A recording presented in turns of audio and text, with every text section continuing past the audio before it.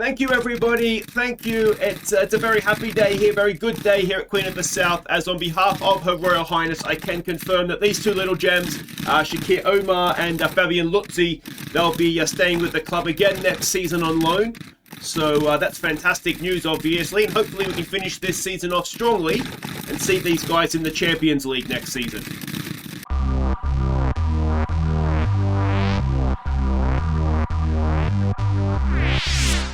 Hey guys, I'm Aussie Villain, and welcome back to Queen of the South on The Impossible Dream. It is Season 5, Episode 12, and today we will be facing, Ross County in the Scottish Cup quarter-final, and then the second leg against Desna, whatever they're called, of the Ukraine, for a spot in the quarter-finals of that Europa Conference League. But without a doubt, the big news since last episode is that not only Shakir Omar is he back for next season, we've also managed to, and you can see we're paying 11 grand of his wages next season. That is that's as high as our wages go.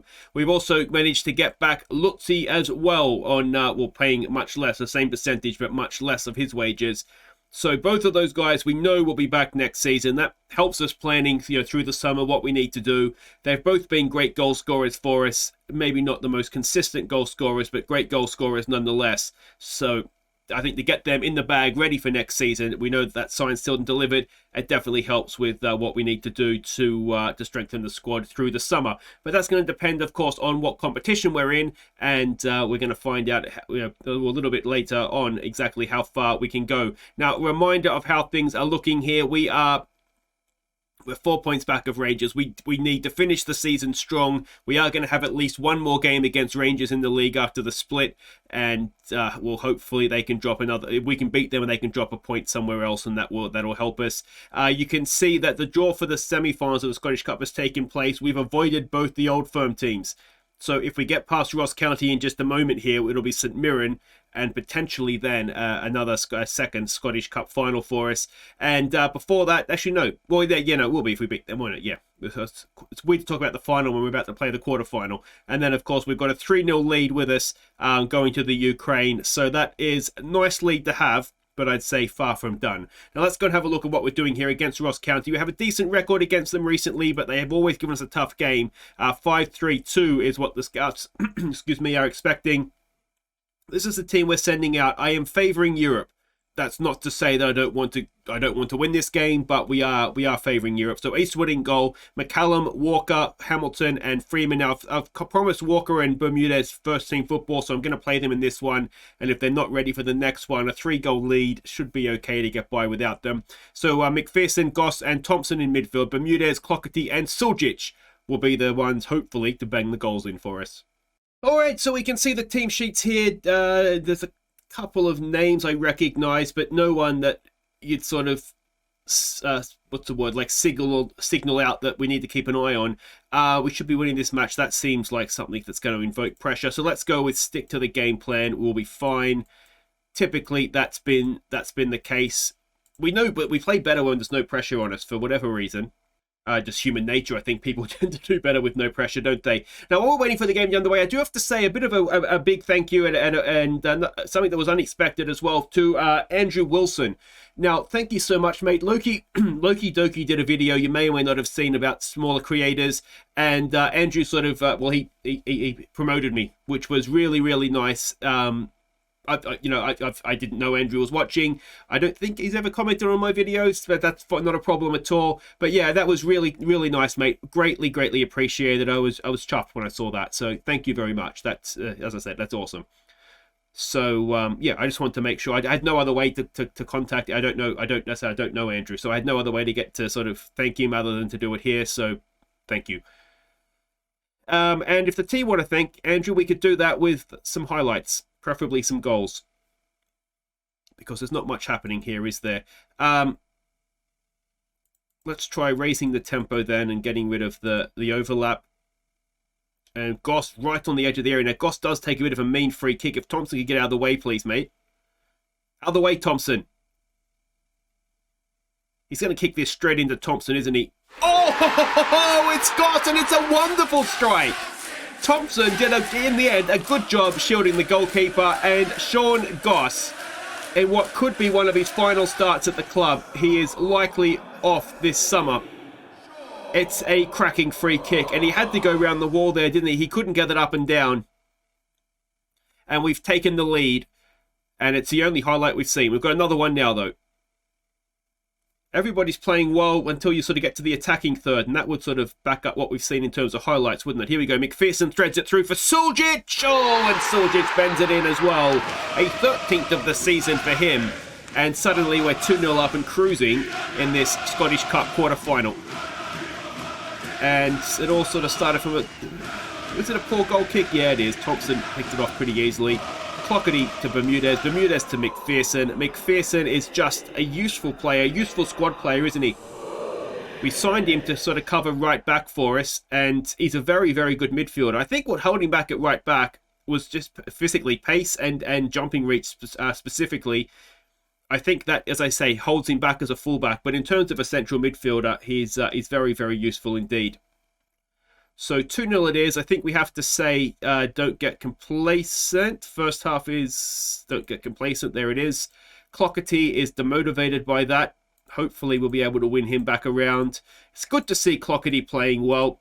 He's one of these guys. He is, I mean, he's 17. I'm guilty, I think, of being a little bit impatient with him. But he is training on nicely. He is playing well on occasion, if not consistently. But from a 17-year-old, that's all you can really ask for, isn't it? And we do have another highlight here. Goalkeeper again goes long. Can Walker win that? No, he can't.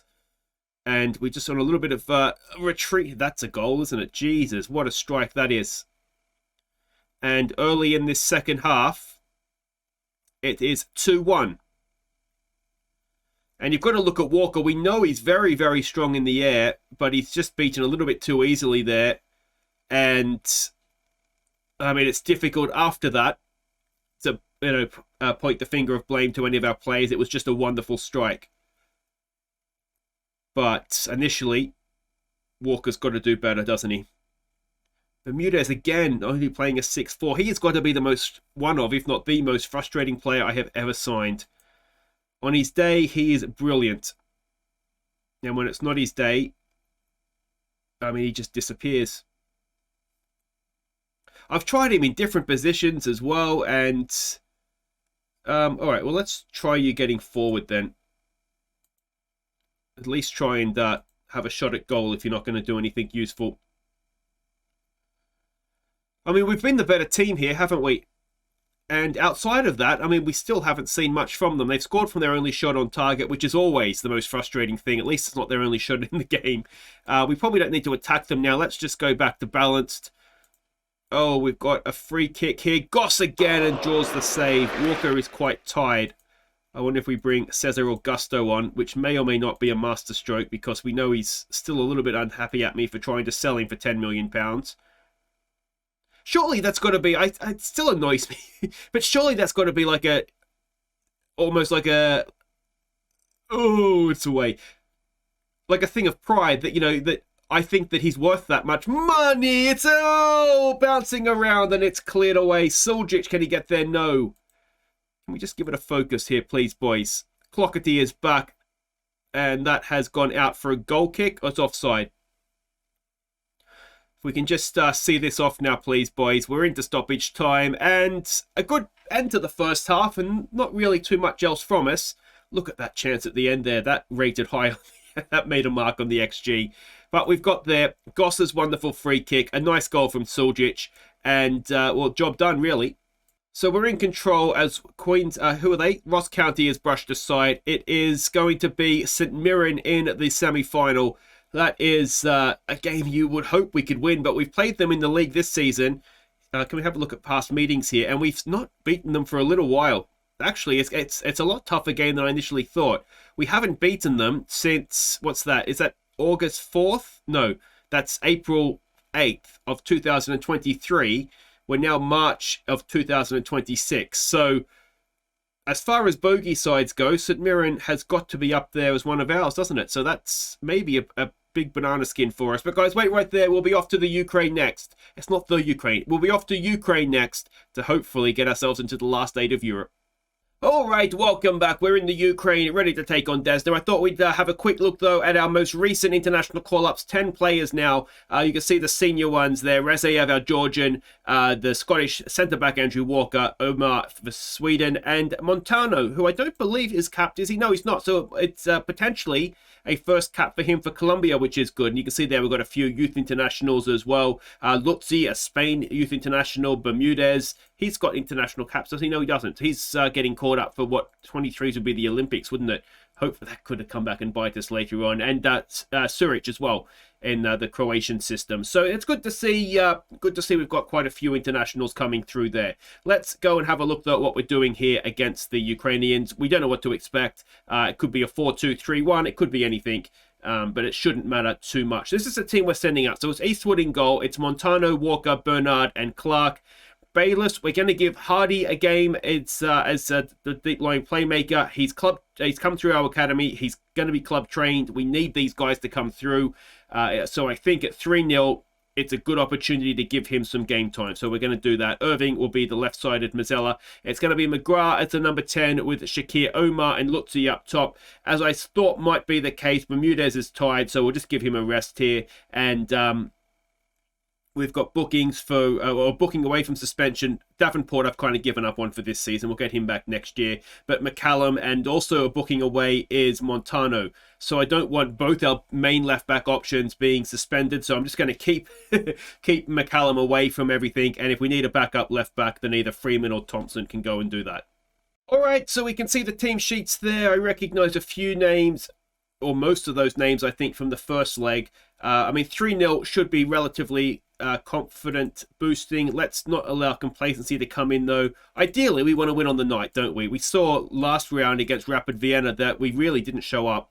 We just didn't show up for that second leg, did we? We can see Desna's recent form is not great. Hopefully that may continue for us. This is more or less our strongest side. It's just Hardy in there. And like I say, we need our club-trained players to come through. Right now, they're registered sort of, they're freebies because they're under 21, is it, whatever the age is? So we don't actually have to register them. But the registered squad is currently 4 players short because we don't have anybody that's sort of over 21. Well, I think it's 21 is the age. But anyway, we don't have anybody that's over the age that needs to be registered. So Clockerty and Hardy, I think, are 2 that we can definitely look to use in Europe, even if they're just sort of backup squad players. And then hopefully there'll be 1 or 2 others that have come in young. I think Montano might, Bermudez might. You can check it. I know you can check it. I did check. I can't remember who it was now. I don't think Omar and Lutzi will, though, which was disappointing. And there are definitely vibes of the Rapid Vienna second leg here, aren't they? There's a header and it's in, and it's Deshaun Bernard's first of the season. He doesn't get many, does he? We've seen Walker get a few from corners, but old Deshaun there, not really anywhere near as many. I don't think it's a first goal for the club. I'm sure he has got some before, but for someone who is so dominant in the air from open play, surprising he doesn't have more from a set piece. Now, of course, there are no away goals, so it doesn't matter in that sense, but that's 4-0 on aggregate now, so I'd be annoyed if we conceded 4 goals from here. Omar with a cross towards Lutzi, and a towering header from Fabian Lutzi. The 2 returning loanees link up again, a 16th for Lutzi this season. And this is as good a time as any to just put a second notice out there for Viewers Player of the Year. If you haven't already nominated, or even if you have and you want to add to your nominees, don't forget to do so. But I can confirm that Lutzi has featured so far in those nominations, as has Omar, actually. Clark coming forward. Can he get across? And he's got Bayless with him. He finds him. Bayless with a ball across towards the back post. Montano brings it down.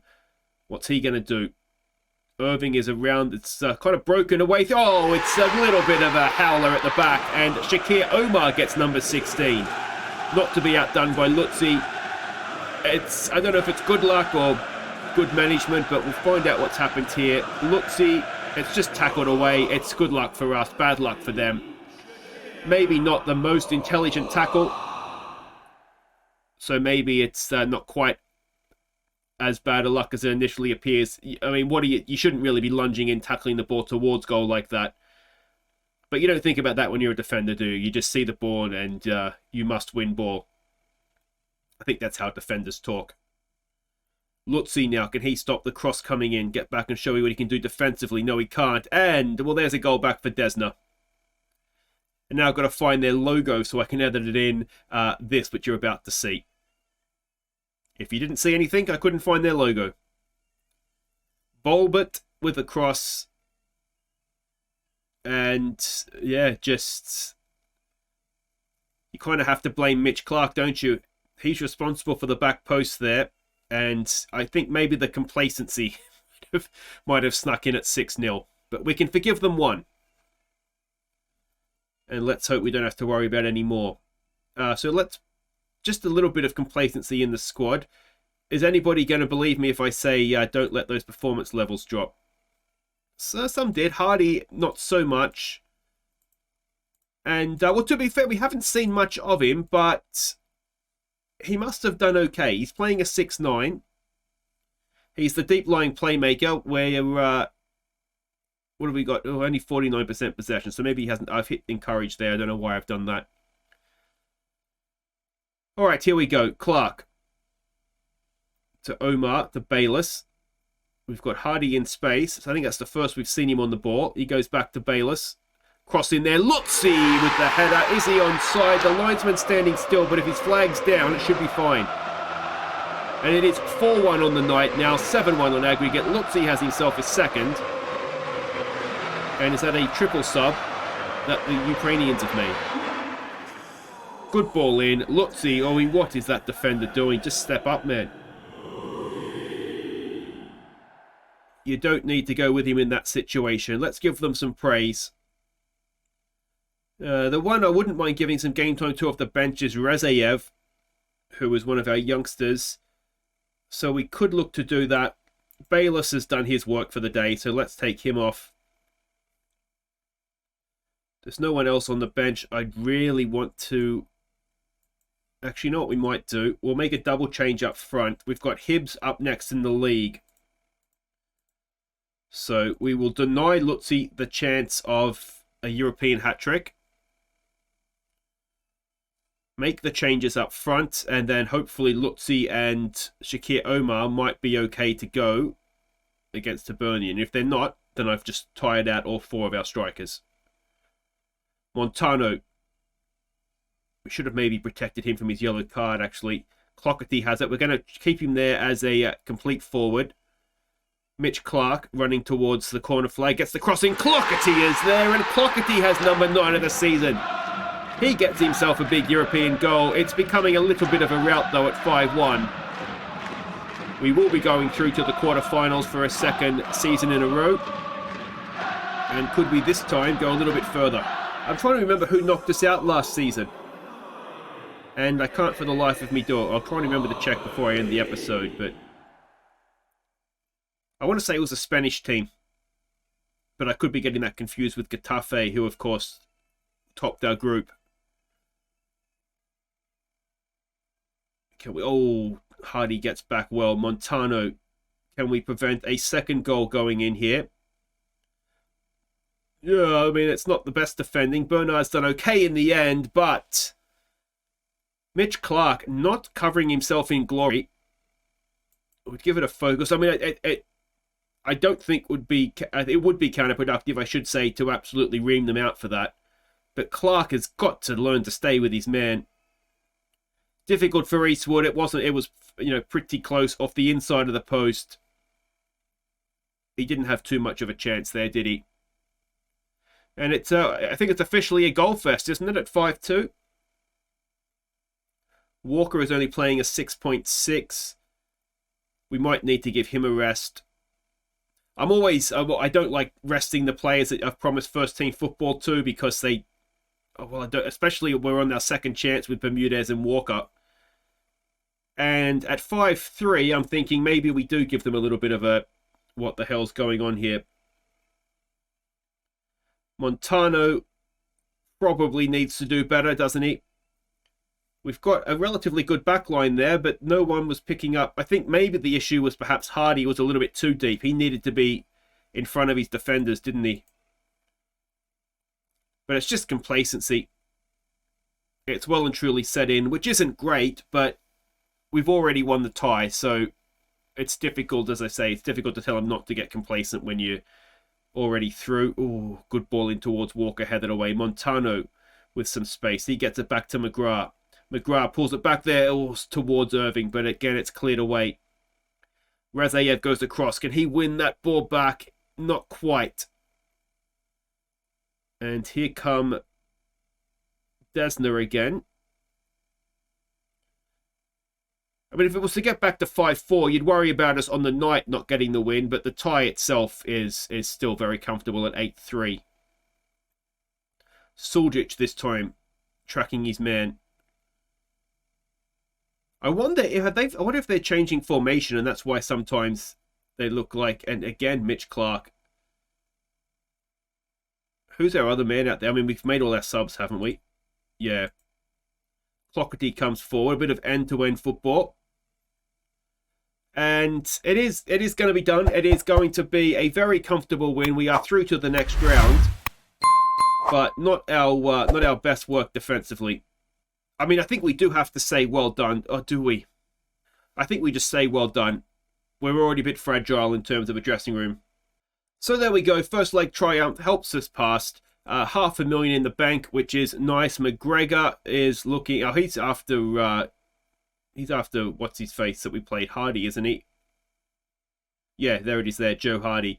But yeah, like I say, and not until we have a few players that are club trained will he be leaving. Finances, that $500,000 definitely helps. We are overspending now, apparently.